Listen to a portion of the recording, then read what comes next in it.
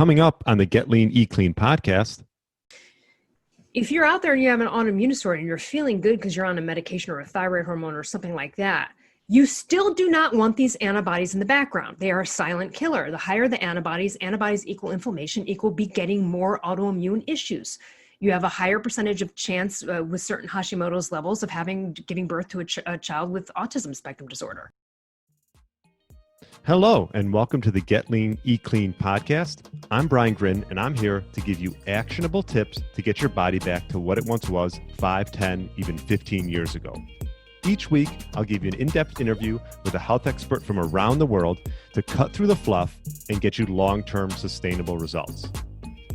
This week, I interviewed Elle Russ. She's a best-selling author, TV film writer, public speaker, and a seasoned coach. She's also the author of 2 books. One, Confident as Fuck, and The Paleo Thyroid Solution, a book which has helped thousands of people around the world reclaim their health.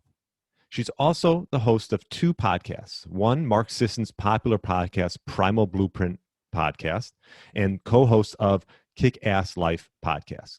So in this interview, we talk about many different items, symptoms of hypothyroidism, foods that could trigger it, how to lower inflammation with food, the whole Paleo Primal protocol. Also go into her daily eating routine, along with what is a fat burner versus sugar burner. So there's a lot of great information here that you can take and put into action. And I really hope you enjoy this episode. She has a ton of energy, and I really enjoyed it. Thanks a lot and enjoy. All right. Welcome to the Get Lean, Eat Clean podcast. My name is Brian Grin, and my guest today is Elle Russ. She is an author of a couple of books. We'll talk about them today, Paleo Thyroid Solution and Confident as Fuck. I think I'm allowed to say that. She's also a mindset coach and also a podcast host of herself, Primal Blueprint and the Kick-Ass Life. So we're going to touch on a bunch of that today. And welcome to the show. Thanks for having me. Thanks for coming on. Well, should we tell the audience that prior we discovered that we both went to the same college for 2 years and then bailed on that same college, yes. which was really funny. Yes, I rarely meet anyone. You don't meet too many people who went to Butler University, and we both did, just different years. So, and now you're on the web. We went for 2. We only survived 2. 2 years, and we were out. I had a couple of friends who did the same thing, and now you're in California, right? Yep, sunny California. Very nice. What part? I live in the mountains above Malibu. Oh, okay. Very nice. So it's like no street lights, a lot of horses, mountain roads. Yeah, just cool. Living in the boonies. Yeah. Well, nothing wrong with that. Oh, I love it. Nothing wrong with that. Well, why don't you tell me about your path? I know a little bit of your background just because you were in Chicago for a few years, right? And how you came from were you doing comedy and then getting into like health and that route? Well, after college, I wanted to be an attorney. Now, if I could look back, my dream as a kid was to like be an actor or performer or some type of thing, but I always thought, it's so unrealistic, right? What a pipe dream. Let me go for the thing that's going to make me money. I'll go be a lawyer. I know that'll be safe. And I know the trajectory to partner and all that stuff. So as I was applying to law school, out of college, I got a sort of dumb salary paying job as an assistant at a company. And I figured, I'll work here till I get accepted and then I'll go to law school. Well, I ended up working for one of the fastest growing privately held companies in the Bay Area at the time during the huge tech boom before Y2K. And I just kept getting promoted. Like next thing you know, I'm 22. I have my own office. I'm wearing Armani suits and I'm managing 100, mostly men throughout the state of California, working for Fortune 500 companies on major tech projects. When I say major tech projects, I mean like the whole entire utility company of California switching like 40,000 workstations from MS-DOS to Windows NT and this whole thing back then.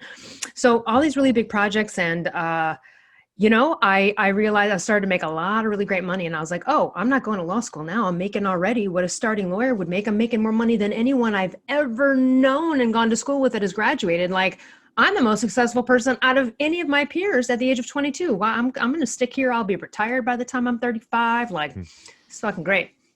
And then my arms got disabled. I literally, my hands stopped working, and I am rated at a 40% disability by the state of California. I talk all about this in my second book, Confident as FUCK, because, shame disables confidence, but it's a major story in my life. So basically at that moment, I'm 23. Now I am about to start my career, but it's just ended. My whole life has kind of just ended. And you can't really find a job where you don't have to use your hands repetitively for 8 hours a day. I'd love anybody to send me a recommendation on what they think, but you can't work a cash register. You can't be a bartender.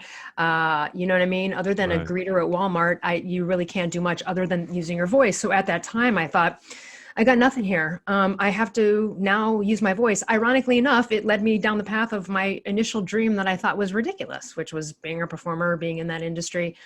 So I just started to be like, okay. So I went back to Chicago for a couple of years. I did the Second City, which is a famous comedy theater where most of the writers and performers from SNL come from.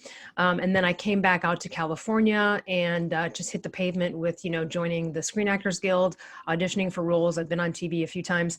And so I pursued that path, and along the way, in doing sketch comedy, I was writing all the time, except they were like 4-page little sketches, like you see on Saturday Night Live. And I said to a friend one day, I said, hey, you know what? Have you ever written a screenplay? Like, maybe we should figure this out. We're writing all this stuff. It's just little mini stories. Let's blow it up. Mm-hmm. So I got together with one of my comedy buddies. We ended up sitting there for a week and just figured it out, wrote a screenplay, and then I wrote another one. And then someone asked me to write a documentary, and now that's an award-winning documentary. And then I met Mark Sisson throughout all of this. And meanwhile, I'm suffering through hypothyroidism, and I don't know what to do. And long story short is that I became an expert in it because I fixed myself. So I fixed myself twice in 10 years. The first time I fixed myself and I went about my business, I didn't know anything about Paleo Primal Health or anything like that. Mm-hmm. Then I had a second bout of hypothyroidism, which is even more serious only because even more doctors are uninformed about it, called the reverse T3 situation. So I was stuck twice in 10 years to be my own doctor to figure it out. I went to over 24 endocrinologists and doctors in LA. Nobody helped me. They all hurt me. They misdiagnosed me. They took the wrong tests. And I realized, oh my God, this is unbelievable that I'm in Los Angeles and I'm on my own. I'm on my own here. So I literally had to order my own thyroid medication. I dosed myself back to health. I used fellow patients online in free forums to sort of help guide me a little bit. And I became an expert because I had no choice but to, or I literally would have died. And what year was this? I'm sorry, what? What year was this? This was when I got like diagnosed. I was really suffering with this was about 16 years ago when I first started really suffering. I had my last bout that I fixed in about 2012 that I finally fixed. So I fixed my second bout. And meanwhile, I fixed my second bout, but I still can't lose the weight. My thyroid's fine. The numbers are good. And I still can't lose all this weight I gained. I start working for Mark Sisson. I had no idea who he was. For those of you that don't know, he's a New York Times bestselling author and basically like the grandfather sort of the paleo movement other than Lauren Cordain. And I started working for him. I never read his book. And next thing you know, I'm looking at Mark and his wife and I'm like, shit, man, these guys are like 20 years older than me.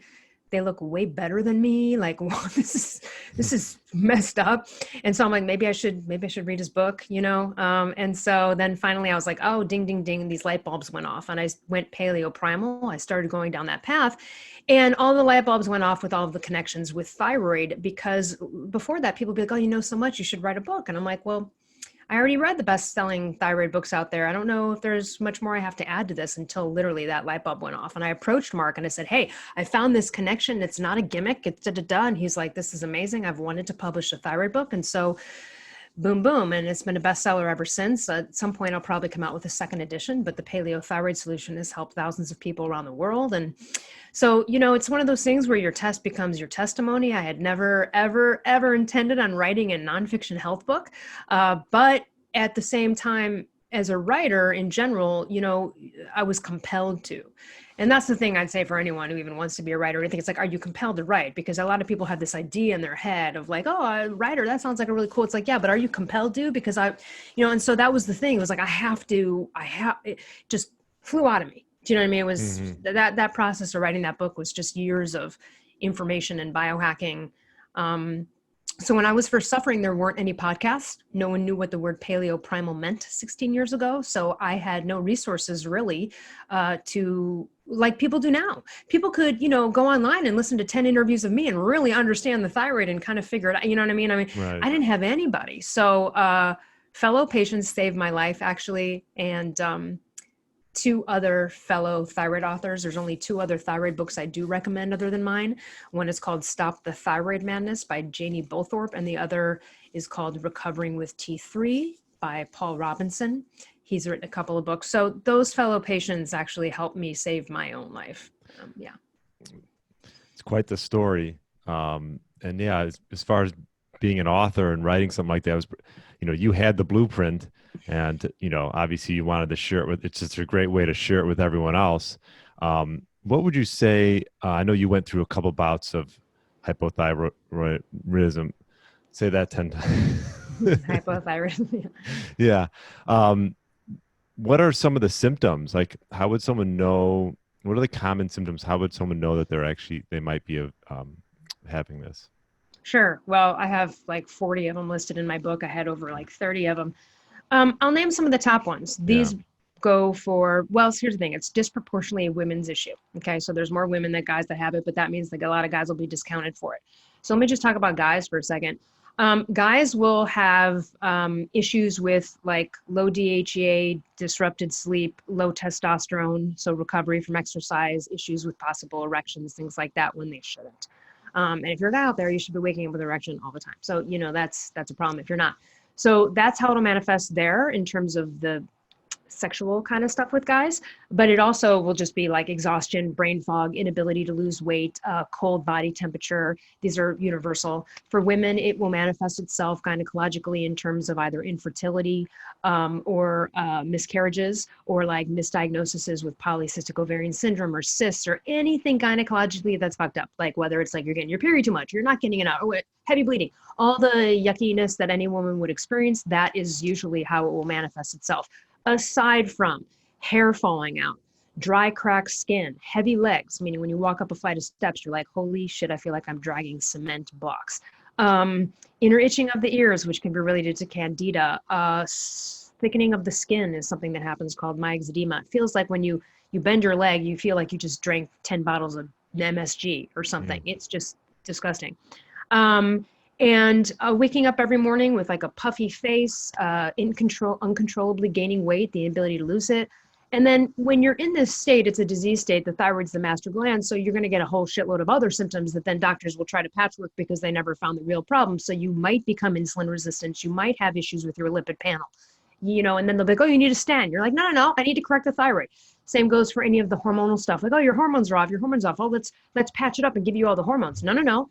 The thyroid is the master gland of the production and regulation of all your sex hormones. So you always start with the thyroid and fix that first, and then the cascade of things usually will come into balance. So for example, I had a 25-year-old that came to me, a guy. He had low testosterone. The doctors made the big mistake of not checking his thyroid and putting him on testosterone. No 25-year-old should be on testosterone unless there's some serious medical, pituitary tumor, something like that. So it was his thyroid. It was totally screwed up. Once you fix the thyroid, the testosterone levels will go back up to normal. So you never want to introduce that kind of stuff unless you have ruled out this main thing, which most doctors don't. Same goes for I'm depressed. You can be very depressed because we have more receptors for the biologically active thyroid hormone in our brain. So you'll have like another symptom, messy handwriting, your brain to hand dexterity, tripping over everything, like knocking over stuff and being uncoordinated when normally you're coordinated, mental stuff, not being able to read, write, comprehend, being sensitive to light, sound, and smells. That's usually an adrenal thing.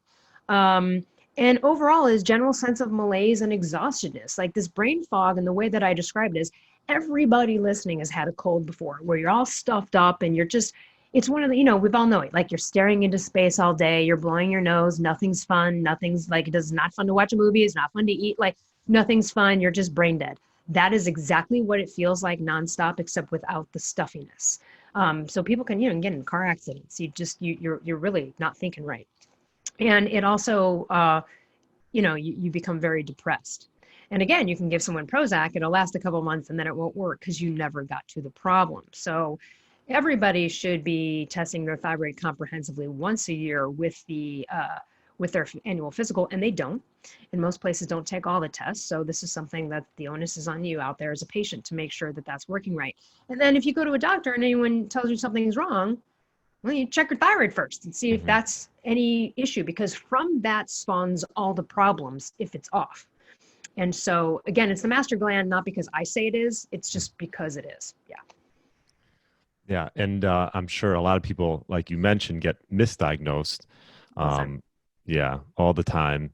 And you sort Let of me tell you about one that happened yesterday, because this is a frick apt one. Oh my God. All right. Girl's 23. She comes to me and I look at her labs, and she has Hashimoto's, which is an autoimmune form of hypothyroidism.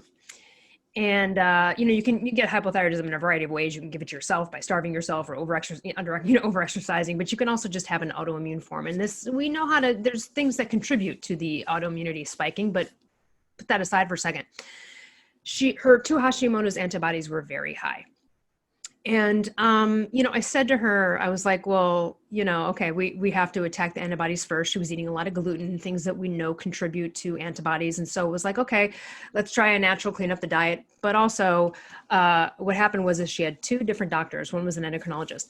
One took a stool sample and said, I think you have MS. Off of a stool sample. That is borderline malpractice. That is not a thing. That's not how you test MS. The other doctor goes, I think you have lupus, based on nothing.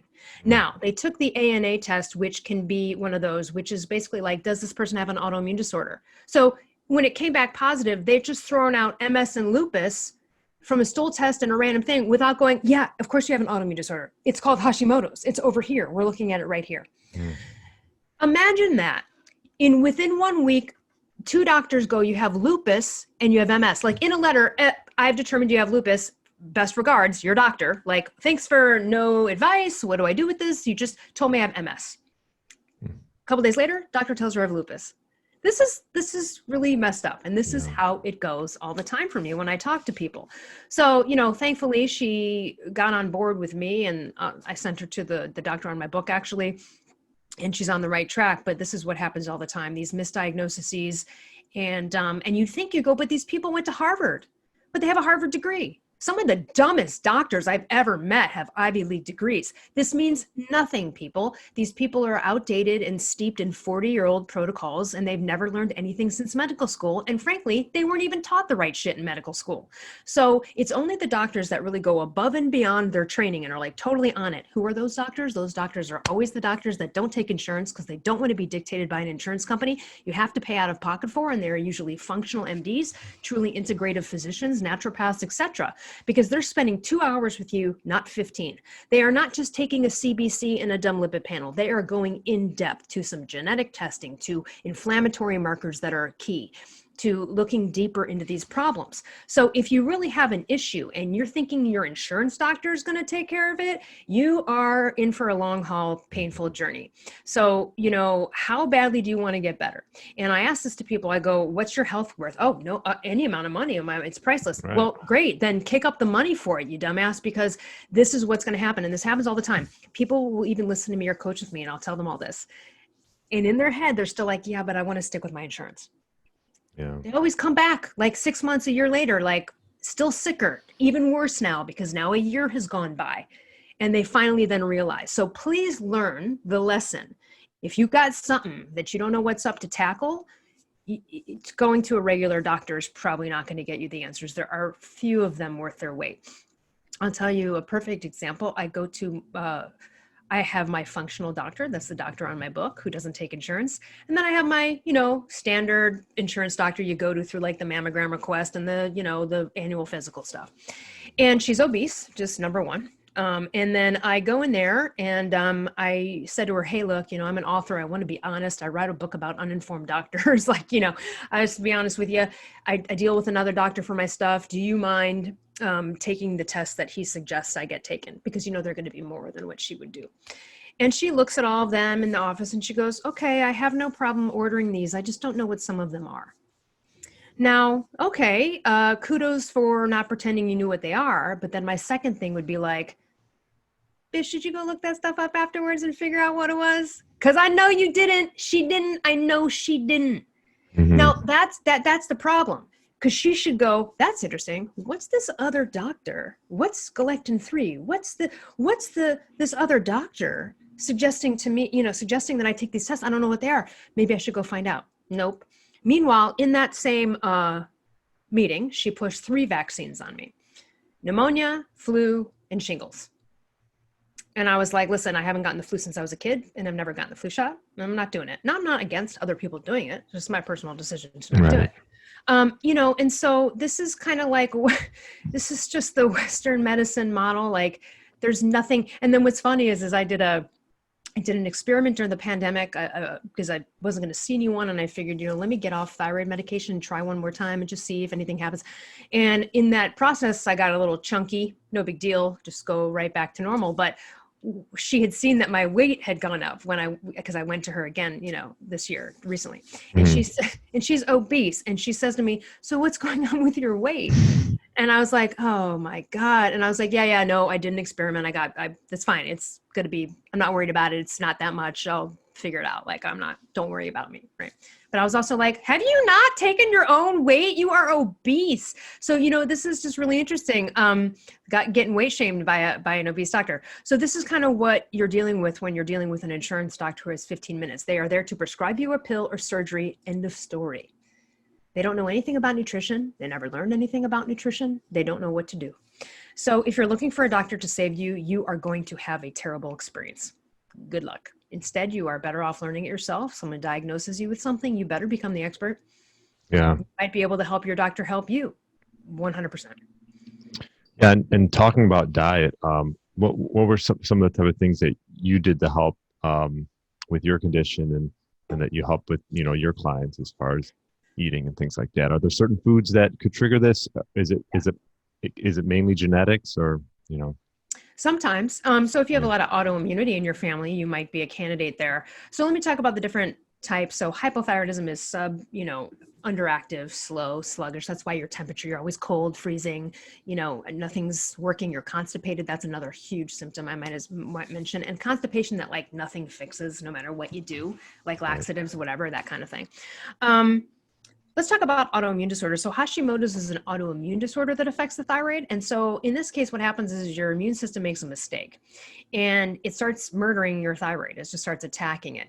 Just like any other immune disorder. So like MS, your immune system makes a mistake and starts attacking the myelin sheaths on the nerves. And that's why you have horrible symptoms there.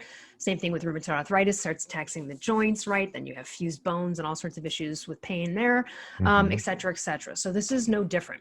The one thing we 100% know for sure is that gluten ignites the antibodies because the gluten protein is very similar to thyroid tissue. So when that enters the body, the immune system will keep making that mistake and keep attacking it. So what we've seen is when people go on a gluten-free, what paleo is essentially, if you're doing strict paleo, it's no grains, no beans, no legumes, and no dairy. Maybe occasional dairy, and I mean that in terms of like maybe heavy whipping cream, but for the most part, no. And if you have Hashimoto's, it's about how quickly do you want to get better? You've got to be strict. It doesn't mean if you have Hashimoto's, you're never going to be able to eat a piece of Chicago glutinous pizza again. It just means you got to get these antibodies down or to undetectable levels, and that is your goal as a person with any autoimmune disorder. I have a friend who cured herself of rheumatoid arthritis. What does that mean? She was in a wheelchair for years, had surgeries, fused wrists, everything. She was a chef. Finally figured out food-wise, fixed herself, dropped 40 pounds in a wheelchair, and lowered her antibodies to the point where if you were to test her blood today for rheumatoid arthritis, nothing. Meanwhile, 10 years, doctors were like, you're never getting out of the wheelchair. Sorry, it's just the way it is.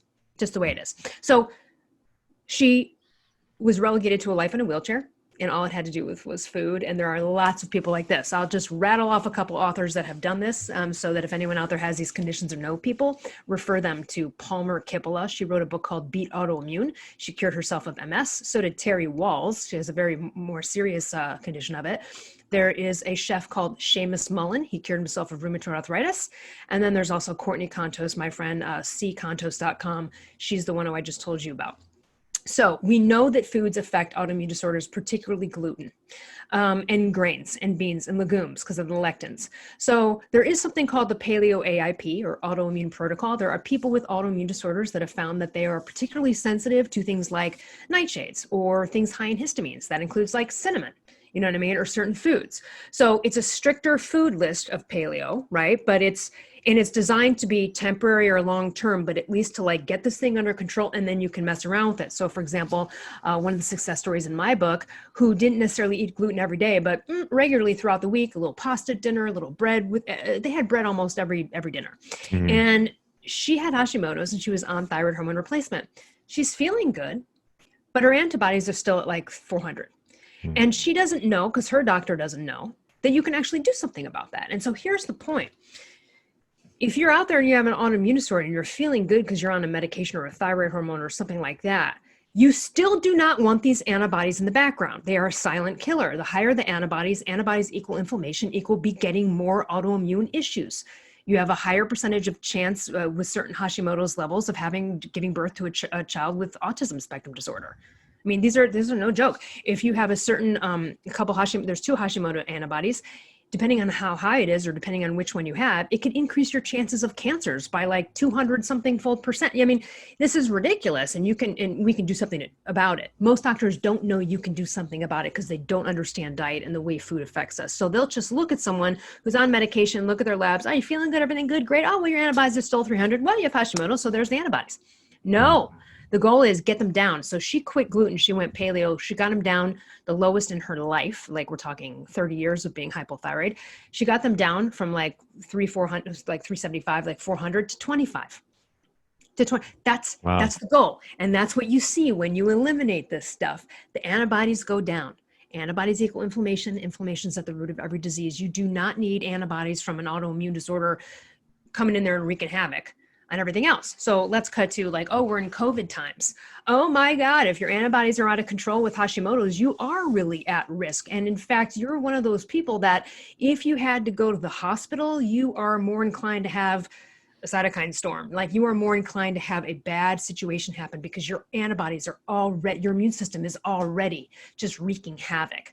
So, hey, like we have to get this under control. So even if you feel good, but you keep having high antibodies and you don't think that matters, it matters. And your goal should be to get them down to the lowest level possible or undetected, kind of like a remission, right? So that's Hashimoto's. And we know for sure that grains and other things affect that. For example, even quinoa, which is a pseudo grain, affects a friend of mine who has a family history of RA. So she went strict paleo, and she'll notice that even if she eats a little bit of gluten, like a couple of bites as a cheat, like every now and then, the next day she'll wake up and can't button her shirt. So we do know how applicable food is to this. And then there's a deeper level if you have an autoimmune disorder that you might have to go into. For example, like I said about the nightshades and the histamines, but also things like paprika is a seasoning, but it's red color. It comes from, I forget what it comes, is a certain kind of pepper or something.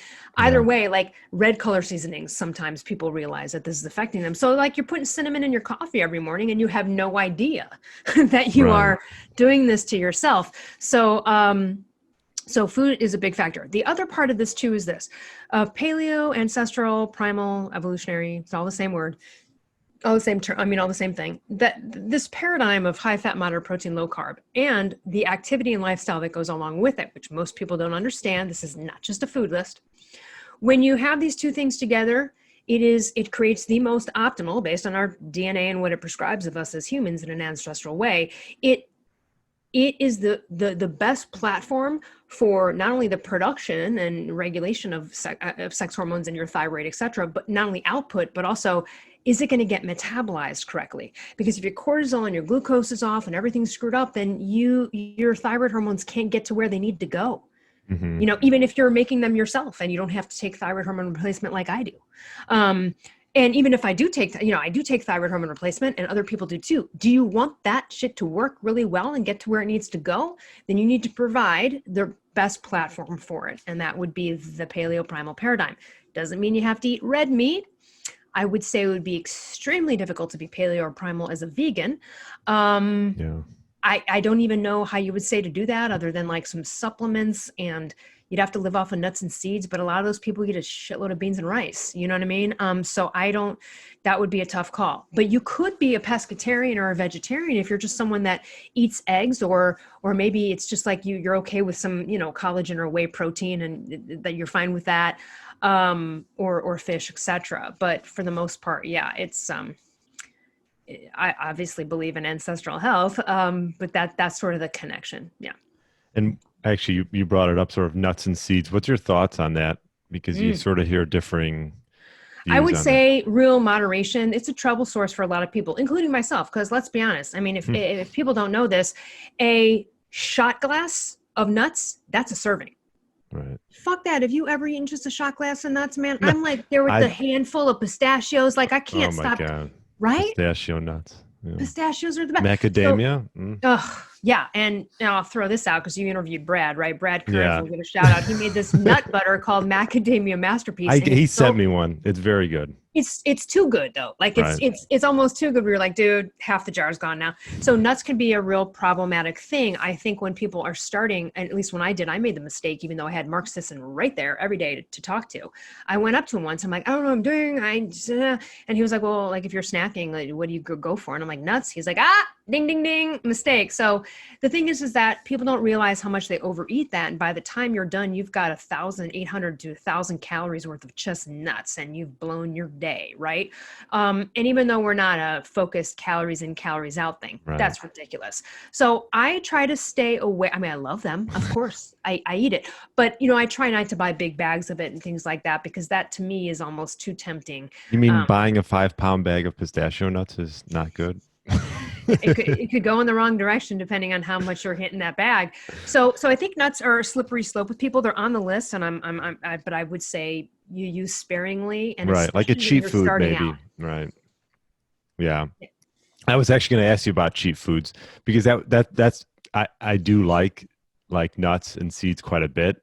And I've actually went from, you talk about pescatarian, I was a pescatarian for a long while, and then I've actually gotten a little bit more into eating meat, probably when the whole quarantine started. I got into it. I'm pretty active myself, and it definitely made a difference. Just the quality source of protein. I'm getting grass-fed, grass-finished meat, responsibly raised and things like that.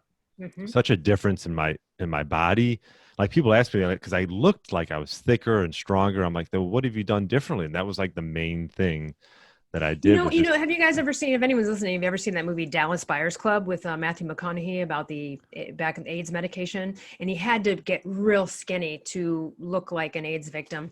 And it was bad. Like he looked really like, he looked like a skeleton.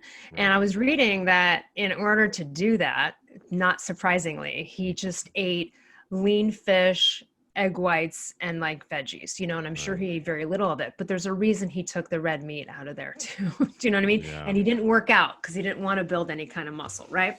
So yeah, I'm not surprised that your physique improved when you added meat to it. Yeah. Quality meat. And let me mention that too, because if anyone's out there, Rep Provisions, REP, Rep Provisions, they are a regenerative agriculture company. I've interviewed the owner. They're really incredible what they're doing for the earth. I order all of their food and it's amazing. They actually offer one of the highest percentages off if you use code KICKASSLIFE, one word. Oh, cool. So I just wanted to throw that out to people if you want to try. Yeah, use it. Their bone broth, their chicken and their beef broth is amazing. Their ground beef's the best stuff I've ever had. They've got big, huge tomahawk ribeye. I should probably grab one. This thing is so fucking huge. Won't fit on the screen. Should I go get it and show you? That's okay. All right. But just so you know, if anyone wants to try their stuff, hey, 15% off is like the highest they give with that. But yeah, I think it's really important. I mean, ButcherBox is another good company as well that does grass-fed delivery and things like that. Force of Nature is what I've been using. Yeah. Or go to eatwild.com or .org and there'll be a list of things. There's Wild Oak Pastures, White Oak Pastures, sorry. White Oak, yeah. So there's lots of great companies that are doing this that can deliver it right to your door. Do you need and have to eat this kind of stuff? If you're really on a tight budget and you can't, no, I would just do your best. And if you can't do that, then make sure you're trying to get organic vegetables, do your best to be clean. But the best you can do is be eating from these food groups if you can't afford the stuff. But I will say this, a lot of people think Paleo Primal is so expensive because they're like, oh, it's grass-fed and all this stuff and that shit's more expensive. But here's the thing. And maybe you've experienced this too, but most people who go from a carbohydrate dependent standard American BS whatevers into Paleo Primal Health realize that over time, this is just true, you become metabolically more efficient, and then you become calorically efficient, and you end up eating less than you did. I used to be able to Right. pile away a steak and a half. I can't even do that now. I'm shocked that I can't eat the amount that I used to. Now, for someone that's a food addict out there, you're like, ah, shit, I don't want to hear that. I want to be eating more food than I'm eating now. I can't even think about that. But I will tell you that that's just because you're a food addict. and what Paleo Primal does, and the biggest success story we have at the Primal Blueprint at marksdailyapple.com is, every week someone's like, oh, I lost 100 pounds, or my skin disease cleared, or, I got rid of rheumatoid arthritis. But the thoroughfare is, oh my God, I'm not addicted to food anymore. I don't think about food anymore. Holy shit, what a new world. So back to the finances, you end up actually spending less money on your food when you go through this process. Now, maybe not the first month. Maybe the first month you're overeating fat, you're overeating nuts, you're overeating. Okay. But as you go down the line, you're going to be like, I can't even finish this. This steak is now 2 meals. So I feel like it is cheaper in the long run. But at first it might seem like it's more expensive, but even if you can't buy grass-fed and organic, just at least do the food list and the paradigm the best you can. That's going to be better than Right. You got to start somewhere, and then you can sort of build from there. And you talk about saving money, and a big part of what got me into the health world is intermittent fasting. Oh, and, yeah. So maybe we can talk a little bit about that. I mean, like talk about realizing, your true hunger, true hunger hormones, and just how your body feels like when you're just like, you realize that skipping a meal is really not a big deal. And that's another way to save money and save time and be flexible. So yeah, speak on that maybe regarding your clients. I intermittent fast a lot, mostly because I'm not a breakfast person. I like to work out in the morning. I don't like a full stop. I don't know. I'm not into it. There's some people that are the opposite. They don't like dinner and they love breakfast. Okay, whatever. So for example, yesterday I woke up, had coffee. With nothing in it. I went on a 25-minute walk, came home, did about 15 minutes of weight. Mm-hmm. Then I drove and I swam for 30 minutes. Mm. Then I came home and I didn't eat until 3 p.m. Mm. Yeah. But before that, sorry, I'll take it back. Before that, a few hours before I ate, at maybe 12 after I came back from my swim, I did have a scoop of like Primal Kitchen whey. And I had a scoop of Paleo Valley greens, just because I don't like the feeling of food, or, you know what I mean? I just wasn't hungry, but I wanted some protein after that workout and some sort of something. That's it. So that was like my first quote meal, not really. And then I ate my main meal, all around 3 or 4. So most people would not be able to do that. But if you can't do that, that means you are carbohydrate dependent. Because when you are a fat burner versus a sugar burner, you are able to do that. In fact, I probably could have gone several days and nothing would have happened. My muscles wouldn't have catabolized. I wouldn't have had some hangry meltdown. I might have had a moment of like, okay, I'm kind of hungry. But I wouldn't have like lost my shit, had a mental breakdown, crashed, been like, oh my God. That's why when people do fasts and they eat junk and then they're like, whatever, let's say just normal person does a fast. It's like the third day, they're always like, oh my God, I feel amazing. Like, wait till you hit the third day. You're like, yeah, girl, because the third day is when your body was like, this chick's starving. Let's start producing ketones. Mm-hmm. That's like why they felt so great in the brain and enlightened, is because now their brain is functioning off of ketones because they're in ketosis. So that's really what happens. So if you are a fat burner, you can go much longer and without having any kind of adverse symptoms. When I was a sugar burner and 4 hours would go by, empty brain, hangry, oh my God, so hungry, I'm mad, I'm freaking out, my brain can't think, it's kind of headachy, empty, weird, it's just a weird feeling. You have to like pull over to a grocery store, shove food in my mouth just to make it an extra half an hour home because I couldn't handle being in the car any longer with this feeling. That's not right. That's not how our ancestors operated, because that is not what our DNA dictates of us. Yeah. And I think it takes, for a lot of people, it takes time to get to that point, become like a fat burner. It does. It takes time. You got to ease into this. I mean, it takes 30 days to really get these switches going and to satiate the hunger, but it can take some time, and it depends on where you are.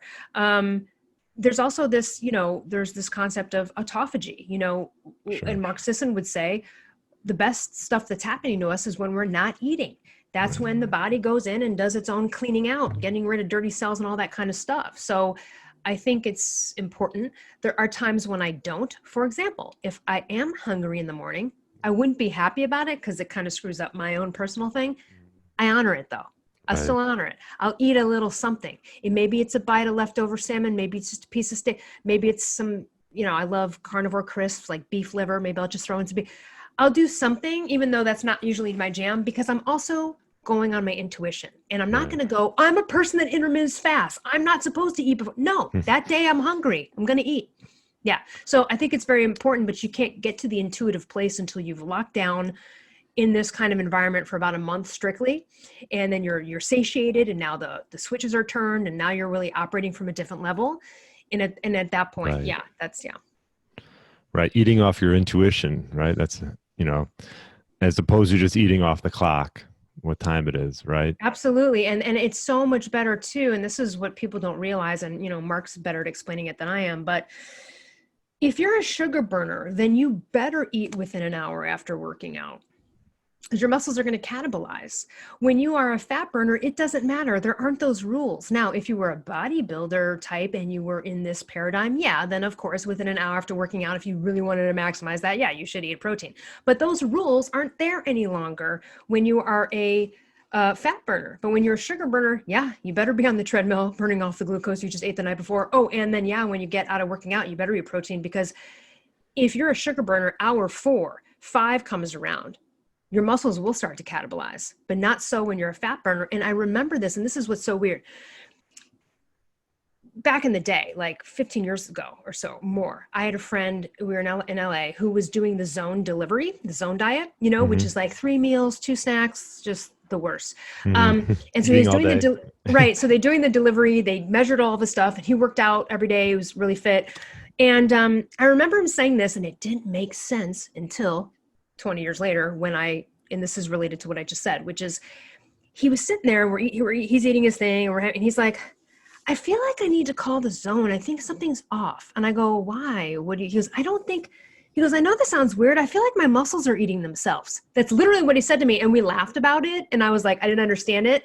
And then I called him like 15 years later. I'm like, oh my God, dude, your muscles were cannibalizing them. They were eating themselves. So what's weird is that he felt it. He felt it. He felt something was off there. And I remember being like, whatever, dude. Okay. I don't know. And then when I learned about this so many years later, I was like, oh my God, that comment came right back, because I was like, how true the statement he made. And he didn't even know the mechanisms by which a statement like that could be made. He just said what he was feeling. So that's not fun. Who wants that? So you put all this work in, and then you're screwed because hour 4 went by and you missed food for a couple more hours. That's dumb. Yeah. Inefficient. What would you say, your routine? I know you talked a little bit about it.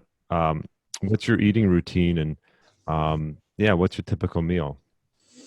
Like I said, I'm like 1 meal a day, kind of, maybe 2, but the first one would be really light. Okay. I usually eat animal protein of some kind, or fish, so I usually eat something that had a parent. But not always. It's rare, but occasionally there's a day where I'm like, I just want vegetables or something like that. Can happen. And I go with that. Too. What vegetables? Because you talk about nightshades, and I used to eat a lot of vegetables. I don't have an autoimmune disorder, but I do have a little bit of a histamine intolerance. So tomatoes don't work well with me. I don't actually do well with nightshades. And like eggplant can make my mouth a little itchy. Vegetables. So either literally during pandemic, I'll take a bag of frozen vegetables, throw it in the Instant Pot with some bone broth, and just make like a dumb soup just to get it in there. Aside from on the days when I don't eat vegetables, which sometimes I don't, sometimes I have a carnivore day. Right. Just because I'm not feeling vegetables. That's okay too. On those days though, and almost every day, I do like Paleo Valley greens powder or something, and then veggies, got everything from collard greens. Sometimes I'll take a piece of bacon, throw some collard greens in the Instant Pot, and do some stuff with some bone broth. I love salads. I love romaine lettuce. I love making BLTs with lettuce. So using like Primal Mayo, sometimes not the tomato if I know I'll get a reaction, but I love doing that.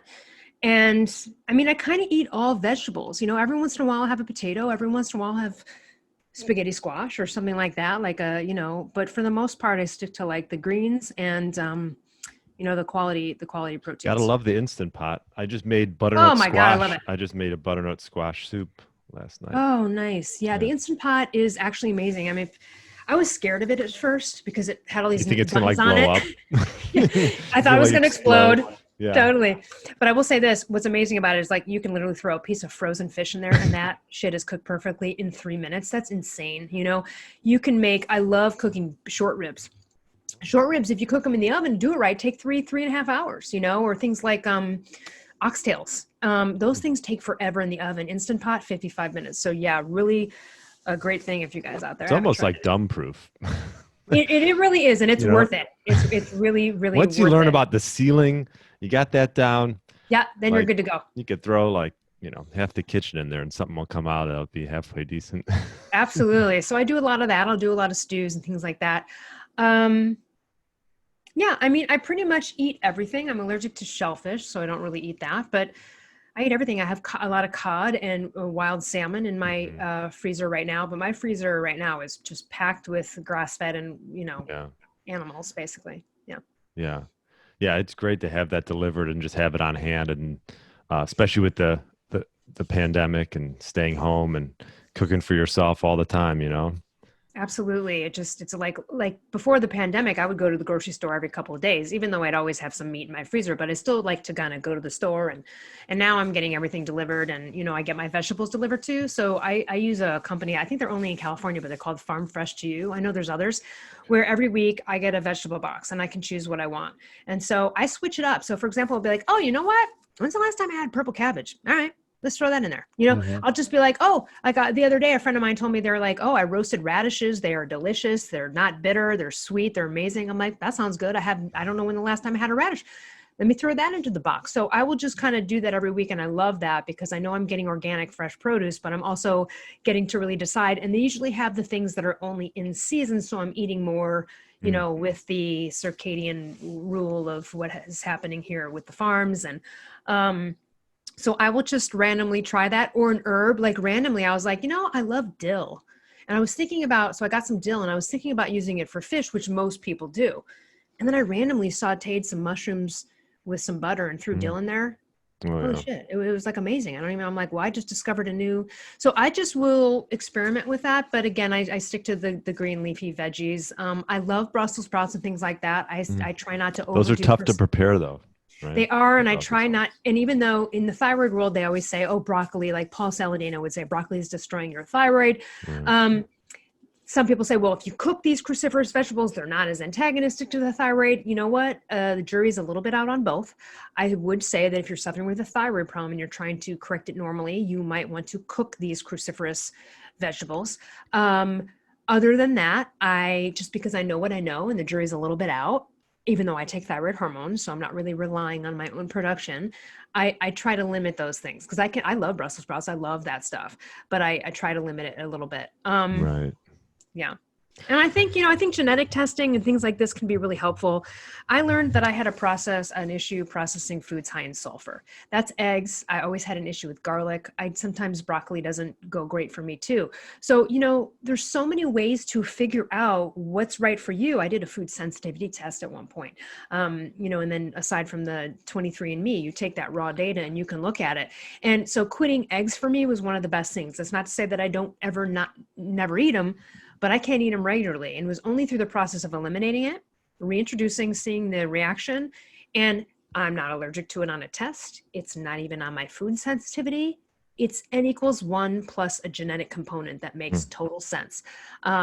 So onions, things like that, things high in sulfur. And I love that stuff, but it can be a little bit problematic for me. So again, there's so many ways to detect what might be right for you. There's people that take a food sensitivity test and they've got pork and meat on there. Then don't eat that shit. You know what I mean? Like maybe that's them, and it can change over time, but everyone's unique. You got to do what's right for you and what you like. I go with what I crave a lot. It's been harder over the pandemic to kind of plan with the vegetable box and stuff, because I just kind of go with what I'm feeling. And I think that that's important to honor. Once you are past the stage of now you're a fat burner and you can become more intuitive. Like for example, if I'm just like craving fish for a couple days, like, okay, or I'm just craving cucumbers or like blackberries or what, it doesn't matter what it is. Like I will eat it. I mean, not donuts necessarily, but so I go with that because there's something there, Yeah, no, I mean, I was going to ask you, I know we talked a lot about thyroid, but your other book, Confident as Fuck, I know, what would you well, say? we can keep it Disney friendly and say as F, confident as F, if you want. What would you say? What's one big takeaway from that book that someone can get? Yeah. Well, this is what everyone really needs to know. First of all, no one's going to do it for you. Ain't no one going to do it for you. You are the only one that can give yourself confidence. You are. You might have had a shitty parent, told you were worth nothing, grew up that way. That's okay, but you got to parent yourself now. So this is up to everybody to do it. You're not going to get it from an external source. You will eventually, sure, external sources can help increase self-esteem and confidence. But this is the one, if I had to take one main takeaway, I'd say this. Confidence is not an anchored, fixed quality within you. It is the sum of the actions you think and it's the sum of the thoughts you think and the actions you take. So because everybody has the choice to change the thoughts and change their actions, everybody has access to this. It has to be built from within, but you have the ability to increase your confidence. And the reason you want it is because you don't get what you want in life without it. You have to speak up at every turn. I don't care if you're a stay-at-home mom, you're going to have to go talk to some shitty mom at the PTA meeting or stand up to a teacher or speak up for your kid. In business, everywhere, self-promotion, half the reason there's hundreds of interviews of me out there is because when I first wrote my book, I pounded the pavement and went out there and pimped myself out and sold myself. We are in a world of self-promotion. No one's really going to do it for you unless you hire a PR firm. So at the end of the day, you need confidence at every level. It's not about being a public speaker or some badass. Some of the quietest people are the most confident people I've ever met. So this is not about being a talkative extrovert. But it is about feeling good in your body and your mind and who you are everywhere you go. And that you have, if I had to define confidence as anything, I'd say it's a general sense that you will prevail either at a specific activity or in life in general. Yeah. Well, I like to hear that because I'm a lifetime golfer, and confidence can be fleeting, especially in sports and in golf, and you're always trying to find ways to gain it. Well, let's talk about golf for a second. Now, I'm not a golfer, but I have a couple of friends that go golfing together. And they always complain about this other friend because every time he shoots a thing, it's always like, it's terrible. I'm horrible. Damn son of a bitch. No one likes playing. No one likes playing with someone that just is self-pity. And that's right. That's right. So if every shot, again, what a lack of and here's the thing. We don't find it attractive or in anybody. No one else cares either. Yeah. No one else cares. Everyone. Right. Yeah. Well, it's also not the way to manifest a good golf swing. Right. That you're not using intention correctly there. In fact, if anything, you are just furthering your bad shots. Yeah.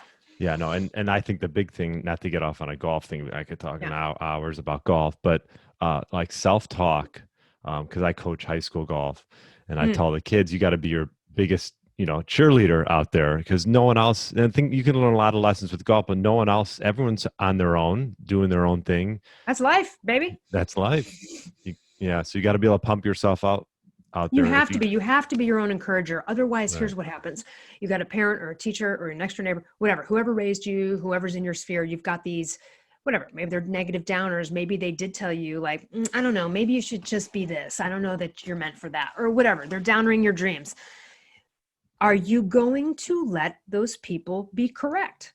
Are you going to let someone else's story about you manifest and self-fulfilled prophecy? That's up to you.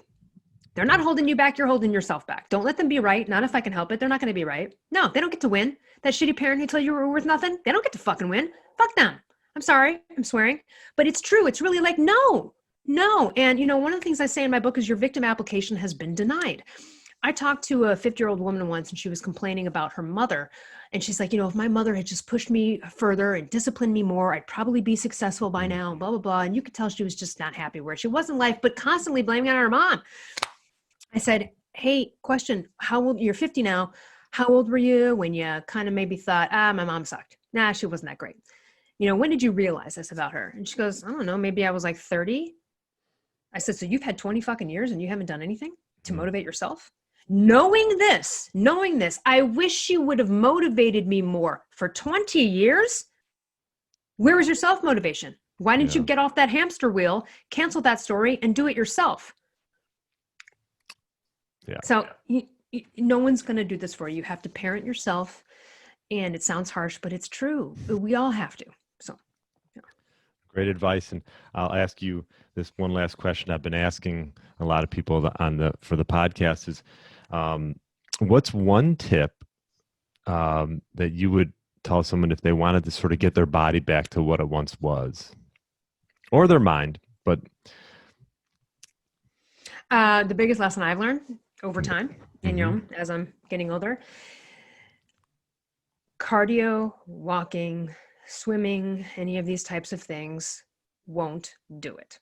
It won't do it. I was very resistant to weights.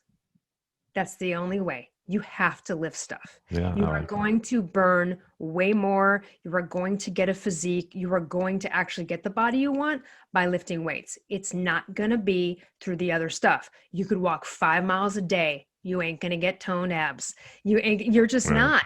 And so, and as you get older, you have to do it more and more and more regularly and things like that. So I used to do it, then I got away from it and I saw the difference. And now, I've been back into it. I think I told you I did a thyroid experiment. I gained some fat over the pandemic. I was like, whatever, I don't care. So for me, it was like, all right, well, getting back on the medication is part of it. But now I've also got to, I was in a hypo state for a little bit there. So now I've got to kind of do a little extra, right? So I'm being a little bit more diligent than most people, but I would say weights. Yeah. And literally I'm the last person that would have ever suggested that at one point, because I don't want to. I'd rather walk it off. I'd rather just walk. I'd rather walk and swim. I don't want to do it. And there's nothing wrong. I would say there's nothing wrong with walking, but sure, no, it's great. Right. Yeah. Especially after a meal. But yes, I agree with you. Resistance training as you get older.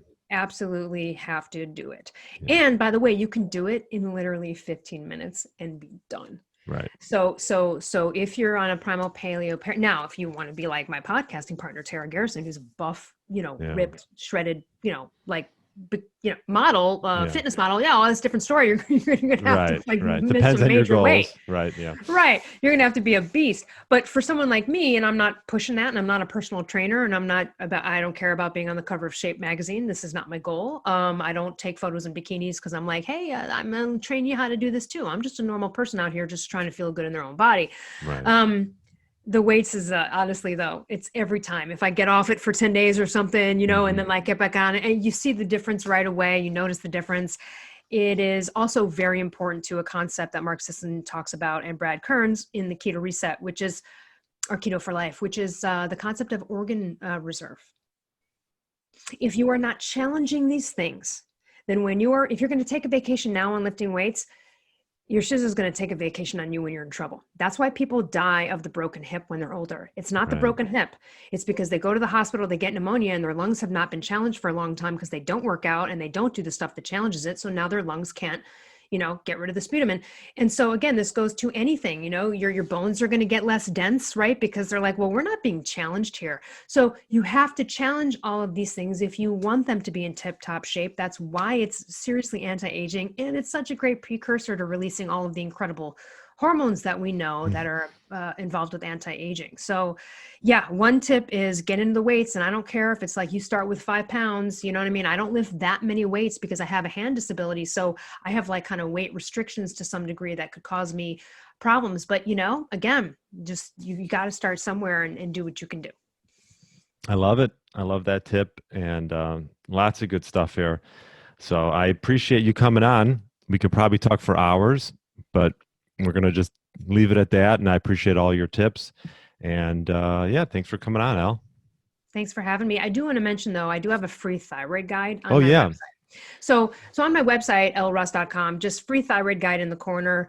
The reason I did this is because you don't have to go buy my book. You can, great, but that tells you every test you need to get, when to get it tested, what time of day, what do, how do you call a doctor's office, how do you find a doctor in your state or country. There's a lot of great free resources in there. So I'll leave a link. So that's elleruss.com.